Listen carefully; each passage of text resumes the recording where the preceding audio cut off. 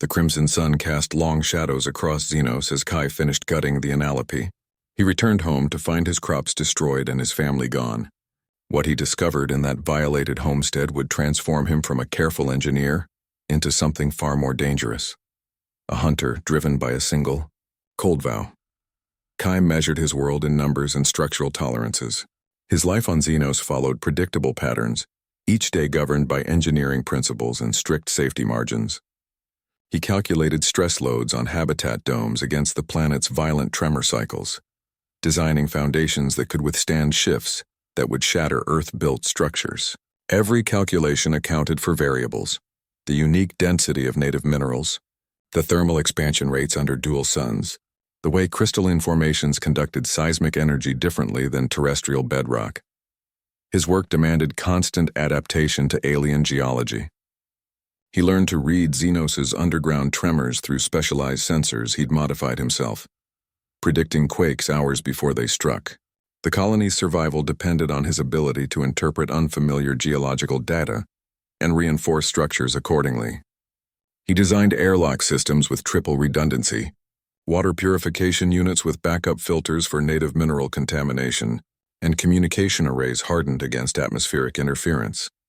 The environment presented both breathtaking beauty and constant engineering challenges. Crimson sunlight fractured through prismatic crystal formations, creating dazzling light patterns across his worksite each morning. These same crystals could slice through reinforced boots and required special cutting tools to harvest for construction. Blue desert sands stretched to the horizon under the twin moons, their shifting dunes hiding sinkholes that could swallow ground vehicles. He designed warning systems that used subsurface scanning to detect these hidden voids before they collapsed. Every system he built had multiple fail-safes. Power generators featured cross-connected backups, structural supports included secondary load paths, and life support systems had manual override panels in case of primary system failure. His engineering mindset prioritized control through preparation, anticipating failures before they occurred, designing solutions for problems that hadn't yet happened. This meticulous approach kept the colony functioning despite Xenos' inherent hostility. The world he constructed was technically sophisticated yet fundamentally fragile. Habitat domes could withstand quakes but remained vulnerable to unknown native threats. Reinforced doors kept out sandstorms but couldn't stop determined attackers. His entire existence balanced on the premise that proper planning could overcome any challenge, that careful calculation could tame even this alien world. He maintained detailed logs of geological activity, structural integrity tests, and environmental readings. His quarters contained schematics for every system in the colony, from water reclamation to atmospheric processors.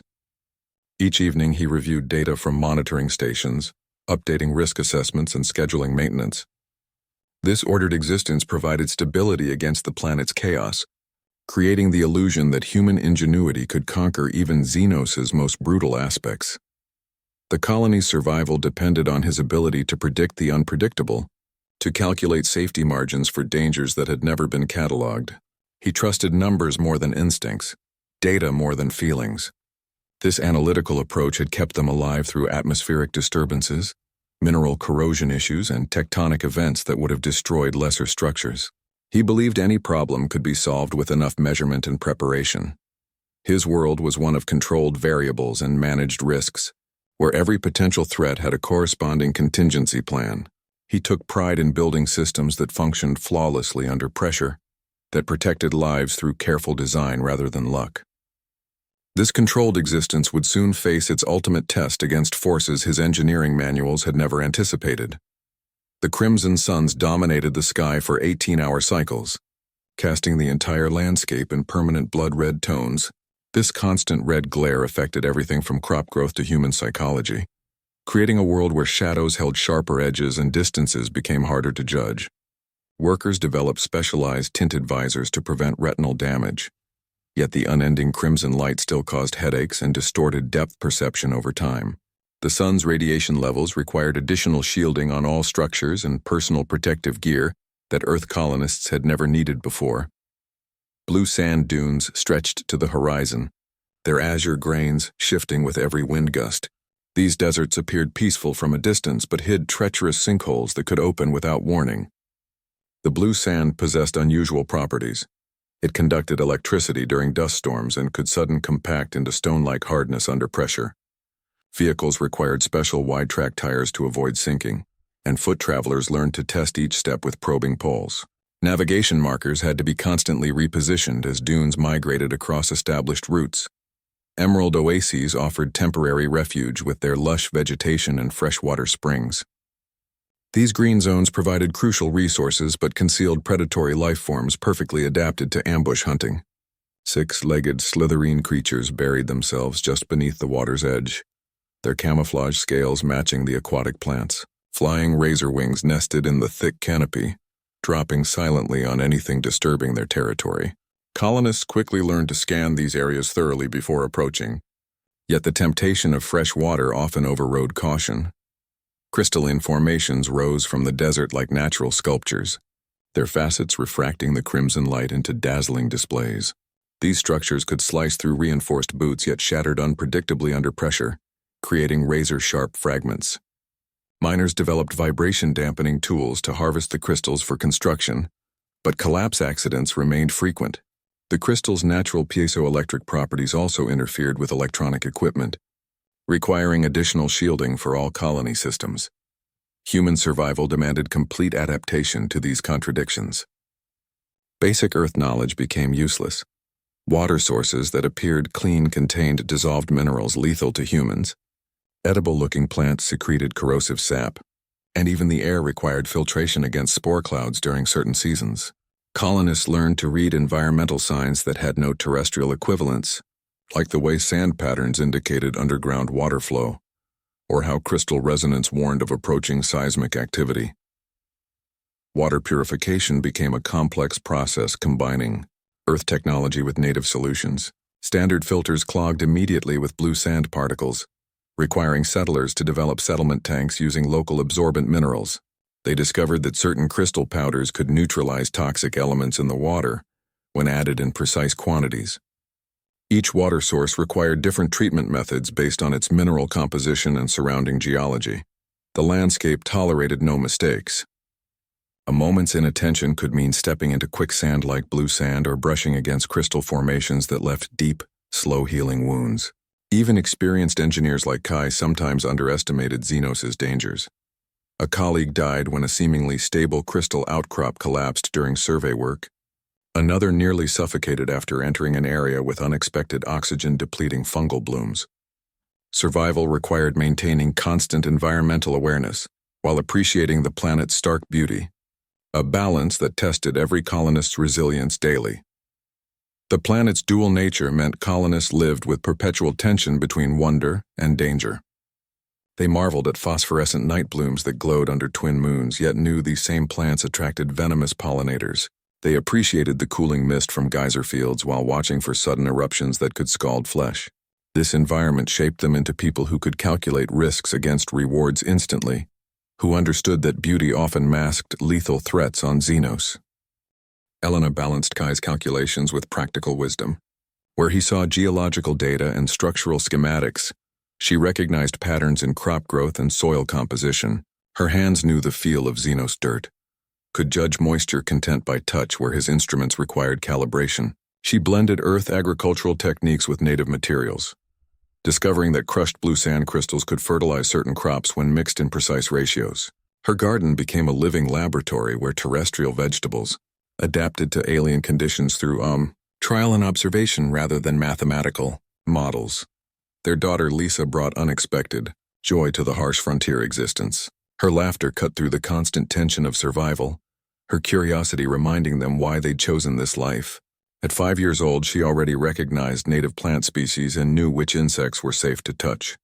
She collected shining rock fragments and arranged them in patterns only she understood, her small hands creating order from Xenos' chaos. Her questions about the environment often revealed observations Kai had missed despite his instruments. Evening meals became essential rituals that preserved their humanity. They ate together at the same reinforced table every night, discussing the day's work while monitoring equipment readings. Elena prepared meals combining their harvested crops with preserved earth provisions, creating flavors that connected them to a world they might never see again. These shared moments provided stability against the planet's unpredictability, a daily reaffirmation of their choice to build a life here despite the dangers. Home maintenance transformed from engineering tasks into family activities. Reinforcing walls became lessons for Lisa about structural principles. Checking air filters turned into games of finding hidden particles. Kai explained seismic reinforcement patterns while Elena showed how to test soil stability around their foundation. Their daughter learned practical skills through participation, her small contributions making the work feel less like survival and more like building a future. These shared efforts strengthened their shelter against both environmental threats and the isolation of frontier life. Planned visits to phosphorescent ponds represented their greatest luxury. Once every 30-day cycle, they would hike to nearby crystal-lined pools that glowed with natural bioluminescence after sunset. These trips required careful preparation, checking weather patterns, packing emergency supplies, and verifying no predatory activity had been reported in the area. The journey itself became part of the experience, with Lisa pointing out wildlife and geological features, while her parents watched for hidden dangers. The glowing waters provided moments of pure wonder that made their struggles feel worthwhile. Lisa's endless curiosity about alien wildlife kept Kai observing more carefully. She noticed how six-legged slitherine changed color according to mineral content in water, how razor wings built nests only in certain crystal formations. Her observations often correlated with his sensor data, providing organic confirmation of his technical readings. He began carrying a small notebook to record her questions and discoveries, finding that her child's perspective revealed patterns his analytical mind overlooked. Their home functioned as a sanctuary against the planet's constant threats. Beyond the reinforced walls and environmental systems, it contained familiar Earth objects, photographs, books, music files that maintained their connection to humanity. The scent of Elena's cooking, the sound of Lisa's laughter, the familiar arrangement of furniture created a bubble of normalcy in an alien world. This carefully maintained domesticity would later become Kai's most painful memory, each detail etching itself into his mind with terrible clarity. Elena's practical wisdom complemented Kai's technical skills perfectly. She could predict weather changes by observing animal behavior, hours before sensors detected atmospheric shifts. Her knowledge of native plants provided medicinal alternatives when medical supplies ran low. She taught Lisa survival skills through stories and games, making essential knowledge feel like adventure rather than burden. Their partnership created a balanced approach to frontier life where science and instinct worked together rather than in opposition. This domestic stability allowed Kai to focus on engineering challenges without losing his humanity. Elena's grounded perspective prevented him from becoming lost in abstract calculations, while Lisa's joy reminded him what they were building toward. Their presence transformed survival from mere existence into something resembling a normal life, creating moments of contentment that made the constant vigilance worthwhile. This fragile normalcy would soon shatter, leaving only memories of what had been carefully built and brutally taken. The six-legged Analope moved through the crystalline canyon with its distinctive rolling gait. Kai tracked it along familiar paths he'd walked dozens of times, his boots finding secure placements between sharp rock formations. He knew this particular specimen would provide 3 days of meat if butchered properly. The hunt followed his standard procedure, wading downwind, aiming for the clean neck shot, verifying immediate death before approaching. He field-dressed the creature with practiced efficiency. The Analope's internal anatomy required specific cutting techniques to avoid contaminating the meat with digestive fluids. His blade made precise incisions along muscle separations, removing organs that could taint the flesh. He worked quickly as the crimson sun sank toward the horizon, their elongated shadows stretching across the blue sand. The gutting process took 23 minutes by his chrono, well within safe parameters before meat spoilage began. He packed the usable portions into insulated containers, discarding remains for scavengers.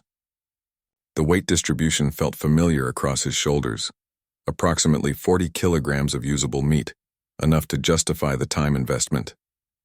He checked his equipment inventory automatically, confirming he hadn't dropped any tools during the process. The return route followed established paths that minimized energy expenditure while avoiding known sinkhole areas. The walk home felt different despite familiar landmarks. Nothing appeared outwardly changed. The same crystal formations stood where they always had. The blue sand showed normal drift patterns. The air carried its usual mineral scent. Yet his engineer's mind registered subtle discrepancies. Bird analogs that normally called at dusk remained silent. Distant geological rumbling sounded slightly off frequency. Small animal tracks seemed fewer along the path. He noted environmental data points without conscious thought. Air pressure readings fluctuated outside normal parameters. Ground vibrations suggested recent heavy movement unlike typical seismic activity. The crimson light somehow felt heavier than usual, casting deeper shadows that seemed to hold more than just absence of light. His instincts whispered warnings that his rational mind dismissed as post-hunt fatigue. Distant sounds took on new character. The normal shriek of razor wings carried unusual aggression. Rock slides in the distance suggested impacts rather than natural erosion. His enhanced hearing picked up faint metallic scuffs that didn't match native wildlife movements. Each minor anomaly registered in his threat assessment training, though he consciously categorized them as low-probability concerns. His engineering mindset automatically analyzed the disturbances. The pattern of scattered blue sand indicated recent heavy foot traffic rather than wind distribution. Certain crystal formations showed fresh fracture lines inconsistent with thermal expansion. He noted these details as he would any environmental data, filing them for later analysis rather than immediate alarm. The systematic part of his brain continued processing information while his conscious attention remained focused on reaching home. These apparently minor observations would later reconstruct into a horrifying timeline. The unusual quiet along the trail indicated predator activity displacing smaller creatures. The specific type of rock fractures suggested tools rather than natural forces. The abnormal air pressure readings correlated with energy weapon discharge patterns he'd read about in colonial defense manuals. Each detail his trained mind recorded would soon become evidence in the investigation he never wanted to conduct. He crested the final ridge overlooking his homestead compound. The perimeter fence should have been visible as straight lines against the desert. Instead, he saw twisted metal segments scattered across the approach. His crops appeared as torn earth rather than cultivated rows. The reinforced front door hung from a single hinge, swinging slightly in the evening breeze. His pace quickened from steady hike to urgent jog, the analopy meat forgotten on his shoulders. The controlled environment he'd engineered for safety had been violently compromised while he hunted for their dinner. The perimeter fence lay in twisted metal segments. Each support post snapped at precise angles that suggested concentrated force rather than random impact. Kai's engineering mind automatically calculated the energy required, equivalent to a ground vehicle collision, yet no vehicle tracks marked the approach. The security system's power conduit showed clean cuts rather than chew marks or weathering damage. Elena's crops appeared as raw gouges in the earth. Rows of hybrid vegetables she'd nurtured through 3 seasons were torn up by the roots and scattered like waste. The destruction showed methodical pattern. Each plant removed completely rather than trampled, soil turned over as if searching for something beneath the roots. Her irrigation lines lay severed, water still dripping into the thirsty blue sand. The reinforced front door hung from its top hinge, the lower hinge torn from the frame with such force that composite splinters embedded themselves in the opposite wall. The locking mechanism showed scoring marks from energy weapons rather than physical tools. Kai noted the door's internal reinforcement bars were bent outward, indicating the attack came from inside rather than outside the dwelling. Inside, furniture lay shattered against walls with impact patterns suggesting thrown bodies rather than random destruction. Their dining table was split diagonally, one leg driven completely through the wall plating. Chairs were reduced to splinters except for one that stood untouched at the head of the table, suggesting someone had sat observing the violence. Personal items were scattered and broken with systematic thoroughness. Family photographs were torn from frames and shredded. Pages from earthbooks were scattered like confetti. Lisa's toys were methodically dismantled, stuffed animals ripped open, educational tablets smashed beyond repair. The violence felt personal, aimed at erasing their existence rather than simple theft or vandalism. Kai's engineering tools showed selective destruction. His precision instruments were bent or missing entirely, while common tools remained in their cases. His structural analysis scanner was crushed underfoot, the display shattered by something heavy. Specialized calibration devices were gone, suggesting the attackers recognized their value or specific Yong-Tu. No immediate signs of Elena or Lisa appeared in the main living area. No bloodstains marked the floors. No drag trails showed movement patterns. The absence felt more ominous than obvious violence. Whoever did this had removed them carefully after the initial destruction. The air carried ozone scent from energy weapons, mixing with settling dust and spilled food supplies. The overwhelming force contradicted everything known about Xenos. Native predators didn't open doors or selectively destroy tools. Raiders would have taken supplies rather than obliterate them. The precision of destruction suggested intelligence combined with brutal efficiency. Each act served a purpose beyond mere violence. The scene revealed attackers who understood human technology and psychology, who wanted to demonstrate complete dominance before taking what they came for. Kai's mind cataloged details against rising dread. The specific angle of door hinge failure indicated coordinated pulling from multiple points. The pattern of crop destruction suggested searching for underground storage. The selective tool theft implied knowledge of their Yongtu. Each observation built toward an unbearable conclusion. This was no random attack, but a targeted operation executed with chilling precision. The evidence pointed to intelligent beings who understood exactly what they were destroying and why, leaving no doubt about the brutal nature of what had happened to his family. He found Elena near their water purification system, her body positioned where she always tended the filtration coils each morning. Her hands still clutched broken fragments of the maintenance tool she'd used to defend herself. The angles of impact on her arms indicated defensive blocking motions before the final blows landed. Deep parallel gashes across her forearms suggested blade weapons rather than claws. The wounds spaced too evenly for animal attacks. Her posture showed she'd fallen backward against the filtration tank, one leg bent under her at an angle that meant broken bones. The defensive pattern told a clear story. She'd fought from this position, using the machinery as partial cover. Scorch marks on nearby equipment indicated energy weapon discharges that had missed their target. Empty cartridge casings from her own sidearm lay scattered where she'd managed to return fire. A few meters away, Lisa's small footprints showed her running toward her mother before stopping abruptly. The child-sized impressions ended in disturbed sand that suggested she'd been lifted or dragged. No blood marked her trail, no signs of struggle around the endpoint. Her tiny boot prints simply vanished beside larger, unfamiliar impressions. Three-toed tracks surrounded both locations, pressed deep into the blue sand. The alien footprints showed weight distribution patterns unlike any native creature, balanced on the forward portion of the foot, indicating upright posture and intentional movement. The tracks formed organized patterns around the fight scene, some maintaining perimeter positions while others advanced toward Elena's position. Native predators left random, scrambling patterns when attacking. These tracks showed coordinated movement, advancing in formation, maintaining spacing, covering angles of approach. The depth impressions indicated creatures weighing approximately 90 kilograms each, moving with purposeful strides rather than hunting stalks. No drag marks suggested they carried their own wounded rather than abandoning them. The evidence pointed to intelligent action throughout. Weapons had been used with precision rather than wild slashing. The attackers had bypassed security systems rather than smashing through them randomly. They'd taken specific tools and left common items, suggesting they understood human technology. The entire operation showed planning and discipline far beyond any native threat. Kai's scientific mind cataloged details against his will.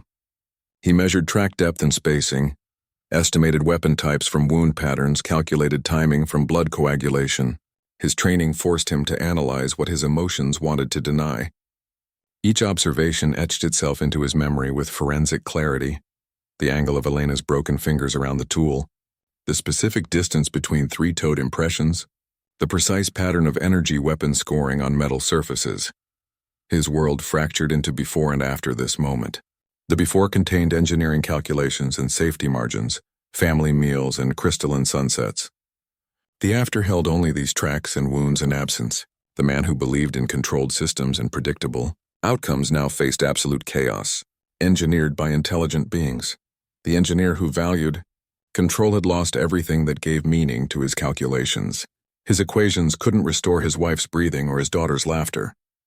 His safety protocols hadn't prevented this violation. His entire belief system that preparation could overcome any challenge lay shattered beside Elena's. body the systematic destruction of his family, transformed Kai from a builder into something else entirely. The careful engineer began calculating different equations, tracking patterns instead of structural loads, weapon trajectories instead of seismic tolerances. His methodical mind would now apply its precision to vengeance, his analytical skills repurposed for hunting those who had taken everything. The transformation happened in that single moment of discovery, leaving no trace of the man who had believed in control and order. Kai carried Elena's wrapped body to the small rise they'd chosen years ago. The twin moons cast overlapping shadows that shifted like living things across the blue sand. He used his engineering spade to break through the hardened crust of alien soil, each thrust requiring full body weight. The ground resisted like concrete, his tools designed for precision work rather than grave digging. He worked mechanically, his movements efficient and stripped of ceremony. The burial ritual felt hollow against the magnitude of his loss. No words could encompass what had been taken. No ceremony could honor properly what Elena had been.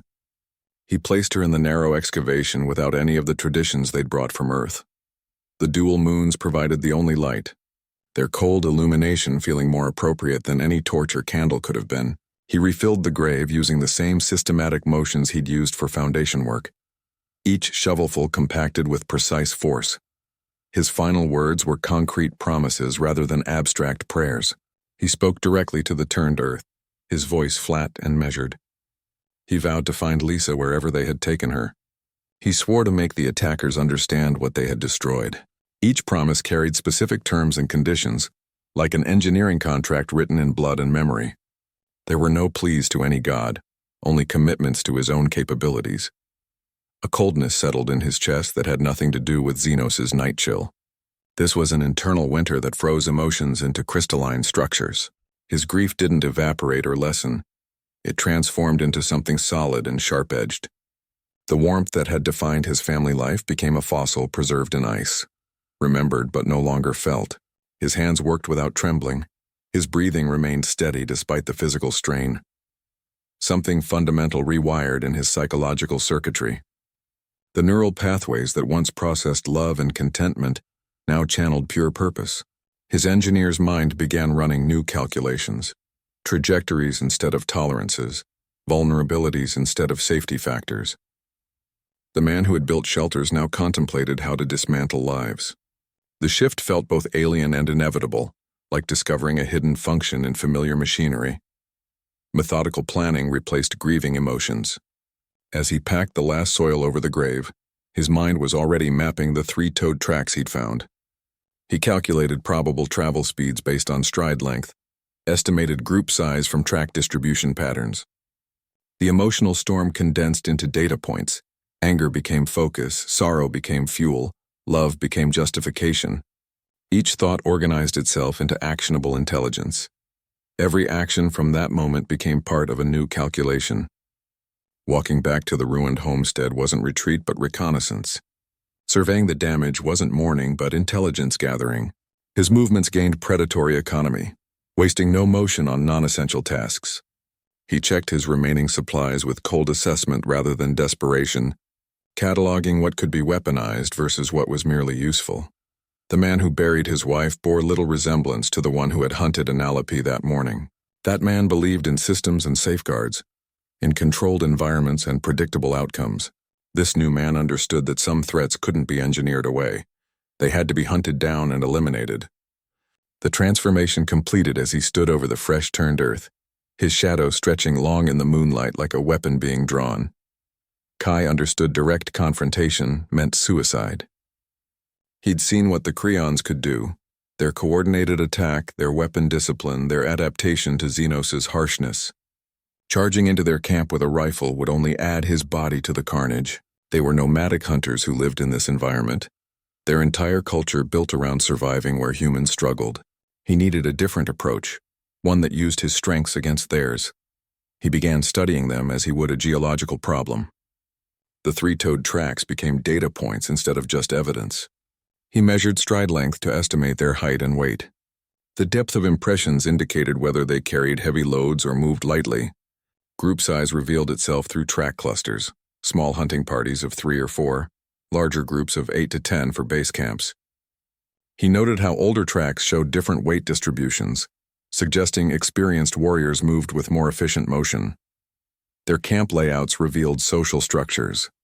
He observed defensive perimeters established with clear sight lines, sentry positions covering all approaches, and sleeping areas arranged in protective patterns around central fire pits. The way they positioned shelters showed understanding of wind patterns and thermal regulation. Their trash piles indicated dietary habits and resource consumption rates. Everything about their camping demonstrated military discipline, combined with environmental adaptation. Weaponry analysis provided crucial intelligence. Energy weapons left distinctive scorch patterns on rocks and required power packs they carried in reinforced cases. Blade weapons showed specific cutting angles and test marks on trees. Their technology appeared less advanced than human gear, but perfectly suited to Xenos conditions. Robust, maintainable with local materials, and effective against both native threats and human defenses. He mapped their territory using engineering survey techniques. Triangulation from fixed points let him plot movement patterns across weeks of observation. He created topographic maps showing preferred routes through canyons, water sources they frequented, and areas they avoided. His calculations predicted their seasonal migrations based on resource availability and weather patterns. The Creons became variables in a complex environmental equation he needed to solve. His entire focus shifted to this single research subject. He spent days motionless observing their routines, nights cataloging his findings, his engineering logbooks filled with diagrams of their gear, sketches of their physical characteristics, notes on their communication methods. He learned to recognize individual Creons by their distinctive gait patterns and weapon markings. The hunter needed to understand his prey completely before engaging.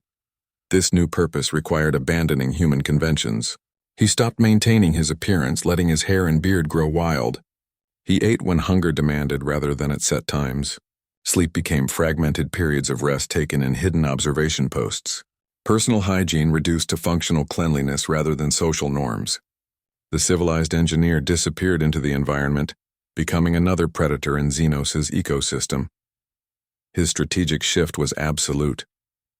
Where he once built structures to protect against threats, he now studied how to infiltrate and destroy. His mathematical mind calculated kill probabilities instead of safety factors. His knowledge of geology helped him predict their movement routes through difficult terrain. His understanding of material science informed him about their weapon limitations and armor vulnerabilities. The man who valued human life above all else now measured it in tactical advantages and exploitable weaknesses. He became a student of their habits, a scholar of their violence. Each observation refined his approach, each discovery narrowed his focus. The Creons had taken everything that made him human, and in return he would become everything they feared in their own environment, a patient, intelligent, and utterly relentless hunter. His revenge would not be a reckless charge but a systematic dismantling, conducted with the cold precision they had shown when destroying his world. Kai studied Creon movements like meteorological data, reading their tracks as others might study weather patterns. The three-toed impressions told complete stories when analyzed properly. Their depth indicated weight distribution, whether they carried heavy loads or moved light and fast. The spacing between prints revealed speed and stride length, allowing him to calculate their pace and energy expenditure. Slight variations in toe splay showed whether they were tracking prey, retreating from danger, or simply moving between campsites. He learned to distinguish fresh tracks from older ones by how the blue sand settled into the impressions, a skill that required days of observation to master. Their abandoned camps became rich sources of intelligence. The arrangement of sleeping areas indicated group size and social hierarchy. Certain positions offered better protection and were reserved for specific individuals. Fire pit remains showed what materials they burned for fuel and how long they'd stayed based on ash accumulation. Discarded food waste revealed dietary preferences and hunting success rates. He found bones from native animals arranged in specific patterns that might indicate rituals or simple practicality. The layout of defensive perimeter markers demonstrated their security protocols and threat awareness level. Waste patterns provided unexpected insights into their biology and health. He noted the composition of their leavings changed with available food sources. showing adaptation to local conditions. Signs of illness or injury appeared in disturbed ground where individuals had clearly struggled. The placement of waste areas relative to living spaces followed consistent rules about hygiene and wind direction. These observations helped him understand their physical limitations and vulnerabilities, what conditions might weaken them, what environments cause them distress. He documented everything in his engineer's logbook with methodical precision. Each page contained diagrams of track patterns, measurements of camp layouts, and chemical analysis of waste samples. His entries remained strictly factual, devoid of emotion or speculation.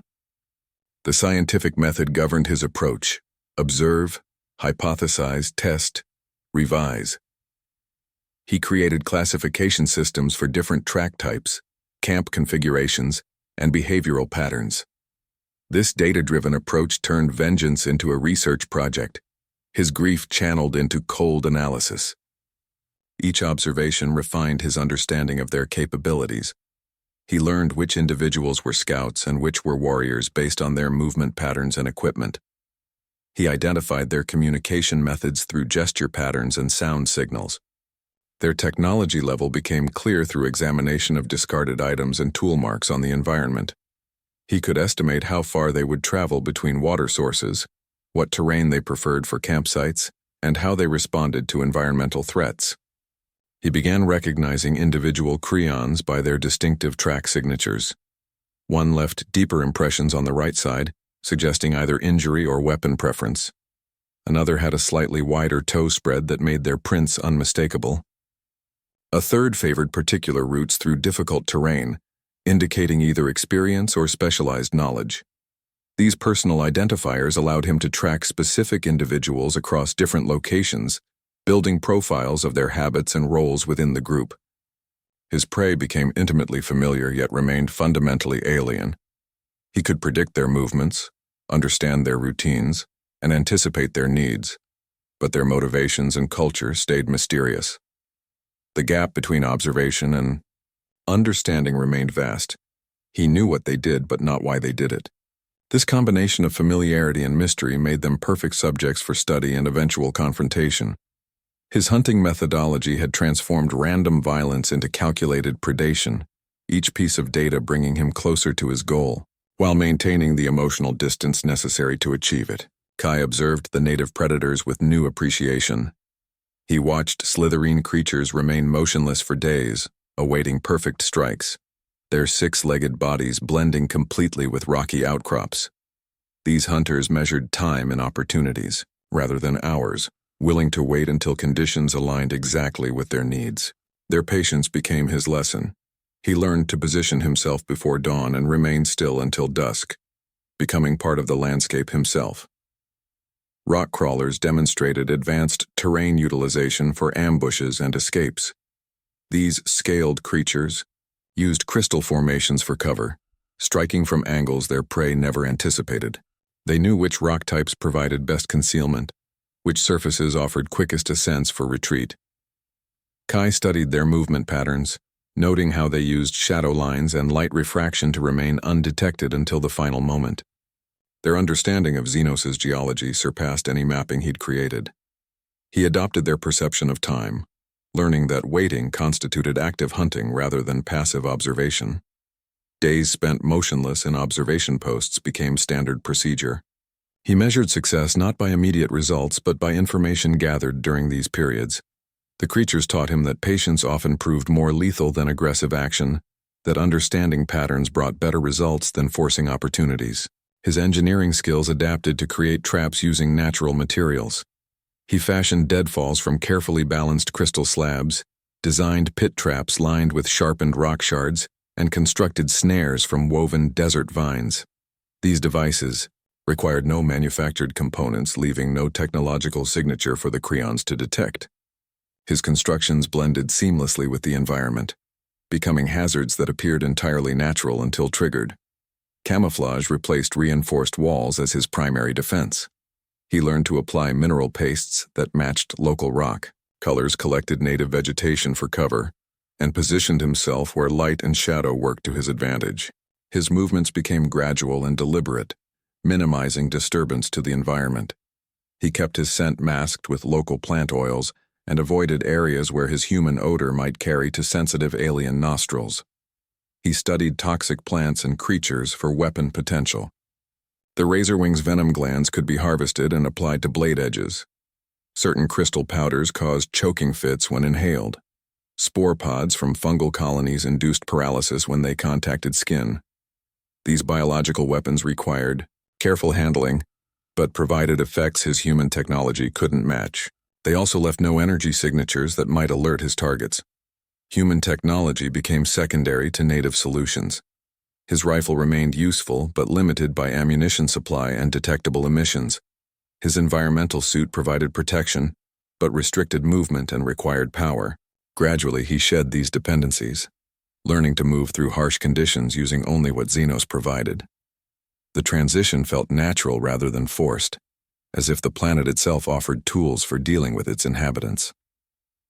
The line between engineer and predator blurred beyond recognition. The man who once calculated structural loads now computed ambush angles. The mind that designed safety systems now devised lethal traps. His hands that crafted precision instruments now prepared toxic concoctions. This transformation felt less like becoming something new and more like uncovering something ancient within himself. A capacity for predation that modern civilization had buried beneath layers of technology and morality. He moved through the landscape as another hunter among many, his human origins concealed behind adopted behaviors and environmental adaptation. The Creons had taken everything that made him civilized, and in return, Xenos had revealed everything that made him dangerous. His pursuit became a fusion of human intelligence and alien instinct, a combination that made him uniquely lethal in this environment he now understood better than any human ever had.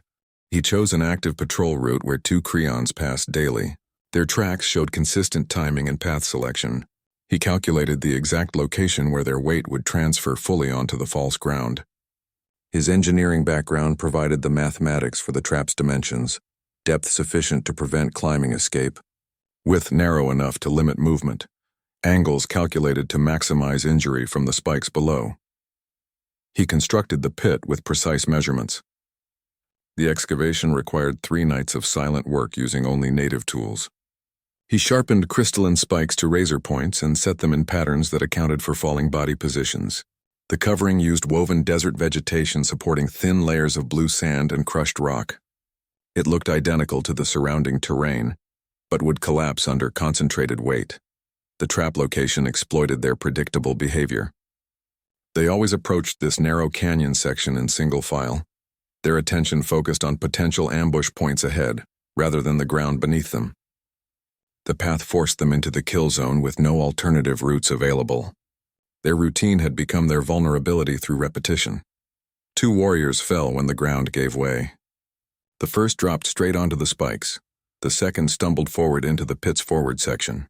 Their weight distribution calculations proved accurate. Both sustained immediate penetrating wounds to vital areas. The collapse sounded like shifting sand rather than a trap triggering, minimizing alarm to others in the area. Their reactions provided valuable data. The first warrior attempted to remove the spikes despite fatal wounds, showing high pain tolerance and combat focus. The second tried to climb using his companion's body as leverage, demonstrating tactical thinking under duress. Their vocalizations indicated communication attempts despite injuries, suggesting strong group cohesion even in extremis. He observed from concealed positions in the rock walls. His vantage point allowed clear viewing while maintaining complete cover. He noted every detail: how long they survived, what techniques they used to try to escape, which injuries proved immediately incapacitating versus those that allowed continued struggle. This information would inform future trap designs and engagement strategies. The method achieved maximum effect with minimal risk. No energy weapons discharged to alert other Creons. No physical confrontation occurred that might reveal his presence or capabilities. The trap appeared as a natural hazard rather than an attack, potentially delaying their recognition that they were being hunted. This approach conserved his resources while eliminating threats systematically. Their deaths registered as tactical achievements rather than moral events. He cataloged the efficiency of the spike placement, the effectiveness of the camouflage, the accuracy of his weight distribution calculations. The human cost felt abstract compared to the operational success. His emotional detachment allowed clear assessment of what worked and what needed refinement. Each element of the operation underwent post-action analysis. The trap's triggering mechanism required adjustment to collapse more uniformly. The spike angles needed slight modification to penetrate armor more effectively. The location selection process was validated, but could be applied to other high-traffic areas. Every detail fed into improving his next approach. He had mastered Xenos' natural weapons through observation and experimentation. Razoring venom applied to spike tips increased lethality, without changing the trap's appearance. Certain toxic plant saps caused paralysis that prevented escape attempts. Radioactive mineral powders contaminated wound sites, ensuring even survivors would succumb slowly. These biological enhancements made his traps far more effective than simple mechanical devices. The environment provided everything he needed for his campaign. Crystalline formations offered naturally sharp edges that required minimal modification. Desert vines supplied strong cordage for triggering mechanisms.